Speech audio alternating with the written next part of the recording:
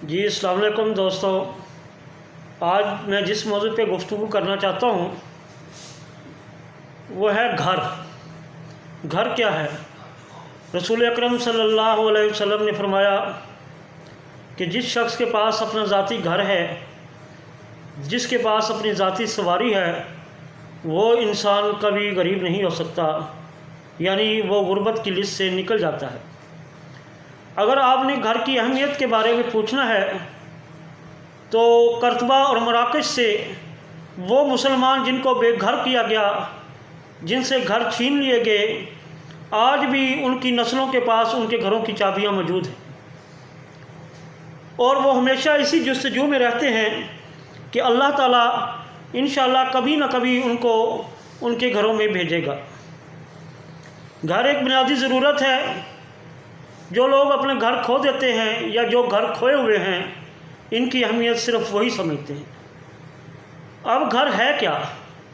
گھر ایسی جگہ کو کہتے ہیں کہ جس میں کسی شخص، اس کے گھرانے یعنی اس کی بیوی، بچے، والدین، ان کے لیے رہنے کی جگہ ہو، آرام کرنے کی جگہ ہو، سونے کی جگہ ہو، نہانے کی جگہ ہو، ان کے مہمانوں کے ملنے جلنے کی جگہ ہو۔ گھر ایک ایسی چیز ہے کہ جہاں انسان اپنی ضروری سے ضروری چیز کو رکھتا ہے۔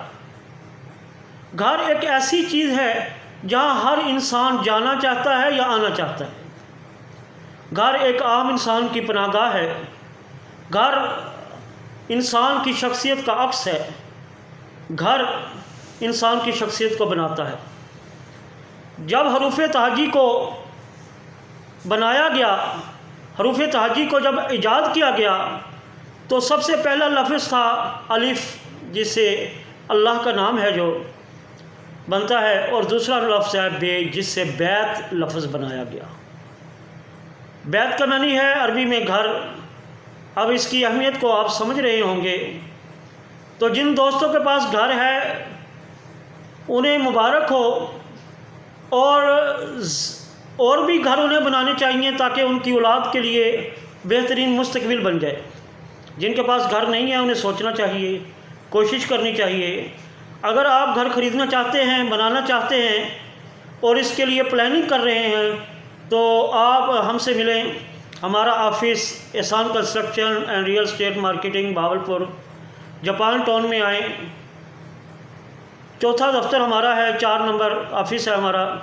آپ تشریف لائیں، انشاءاللہ ہم آپ کی رہنمائی کریں گے۔